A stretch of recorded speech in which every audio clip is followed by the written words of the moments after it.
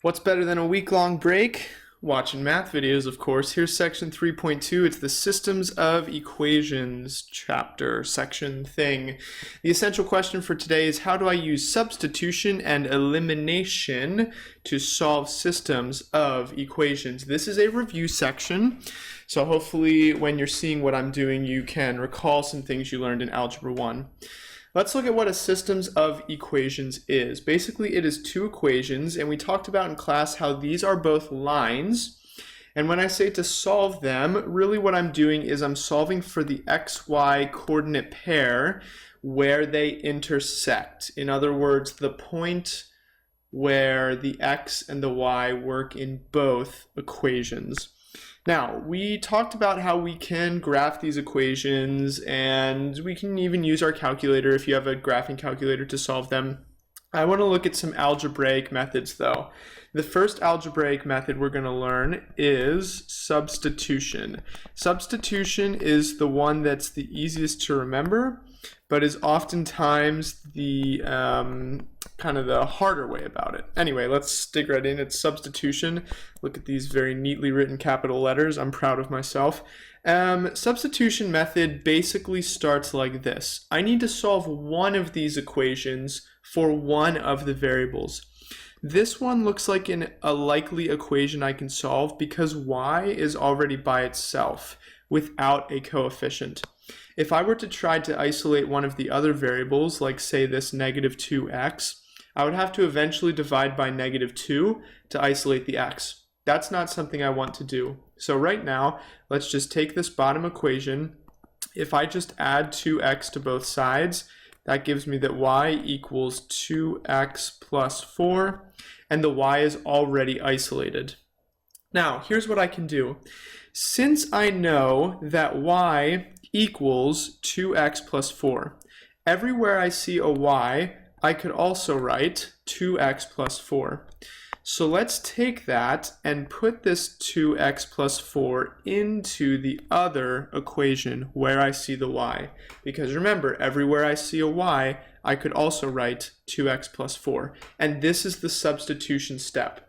So this is getting a little disorganized here. Looking at this top equation, instead of writing 3x plus 2y, I'm going to write 3x plus 2 times 2x plus 4. Because I know that y equals 2x plus 4 from the other equation. Notice the advantage that this gave me is now there are no longer two variables in this equation, there's only one. I only have x. And so I can solve it like a normal equation. Let's go through those steps really quickly. I'm distributing, so 4x plus 8. Combining like terms, 7x. I can also subtract 8 to the other side, so negative 7. And dividing through by 7 gives me x equals negative 1. That's awesome. I still need to find the y, and in order to find the y, I can plug this x that I already know into any equation up above. Plugging it into this equation is going to be easiest because I've already kind of isolated the y. So instead of y equals 2x plus 4, I know that x is negative 1. So instead of the x, I'm going to write negative 1. So 2 times negative 1 is negative 2. Negative 2 plus 4 is 2. And that's y. Like y has equaled that right-hand side the whole time. So x is equal to negative 1, y is equal to 2. I can write my final answer as negative 1, comma 2. That's the point where the lines intersect. Remember, because that's the point where the lines intersect, I should be able to plug this point into both equations, and both equations should come out as true. Here's what I mean by that. In the top equation, if I put in negative 1 in for x and 2 in for y, let's check it. 3 times negative 1 is negative 3.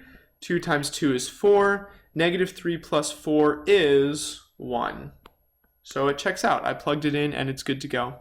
Let's take a look at the bottom equation. I'm plugging in, again, negative 1 for the x and 2 for the y. Negative 2 times negative 1 is positive 2. And 2 plus 2 is 4. So this point makes both equations true. I know that it's the right answer. Let's do another example. We're going to solve this one with the elimination method. And the elimination method is good for equations where you don't really have an easy variable to isolate. Here, every single variable has a coefficient, which means that in order to isolate any one of those variables, I would have to divide, creating ugly fractions and such. So let's use elimination rather than substitution. Elimination requires me to add or subtract the two equations together to eliminate a variable. First, though, I'm allowed to multiply by something. Let's multiply this bottom equation by 4, and you'll see why I'm doing that. So if I'm multiplying this equation by 4, I have to distribute through, do the same thing to both sides. So 4 times negative 2x is negative 8x, 4 times 3y is 12y, and 4 times 13 is 52. The reason why that is a legal math move is because I've done the same thing to both sides. I've multiplied by 4 on both sides. Let's just rewrite the top equation over top, 8x plus 2y. I didn't do anything to this equation. Now at this point, take a look at what I'm set up to do. I have an 8x and a negative 8x. So if I add these two equations together, 8x plus negative 8x cancels to 0x, which I know is just 0, so I don't even need to write it. Let's also add everything else. 2y plus 12y is 14y, 4 plus 52 is 56. And this is really convenient because remember in the substitution in the last slide, I substituted to get my equation down to just one variable. Here too, I eliminated the x, so now I have an equation with just one variable, and I can easily solve for y by dividing by 14. Looks like y equals 4. Let's also solve for x. Again, I can plug this y back up into any equation up above to solve for x.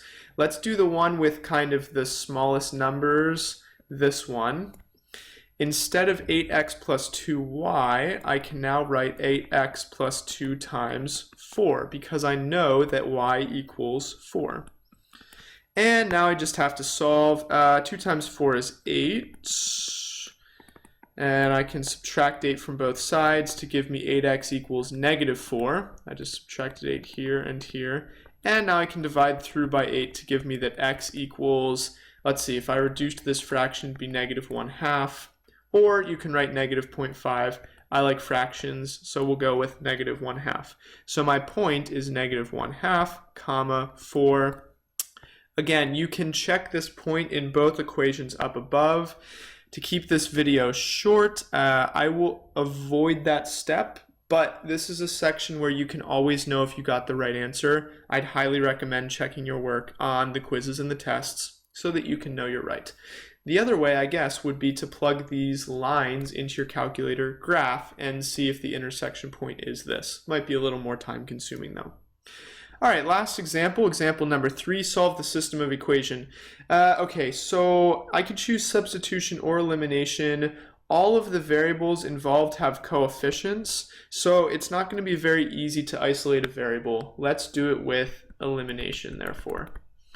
Unfortunately, this is also a pretty tricky one to eliminate because I can't just multiply one equation to get the variables to eliminate. Like 4 and 14, 4 doesn't directly go into 14, 10 and 35, 10 doesn't directly go into 35. So on the last slide, I could just multiply this equation by 2, and that caused the variables to eliminate. Here, I'm going to need to multiply both equations by something. So let's think about this. Let's say I want to get the x's to eliminate. 4 and 14.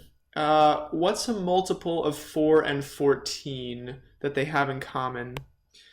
I'm thinking 28.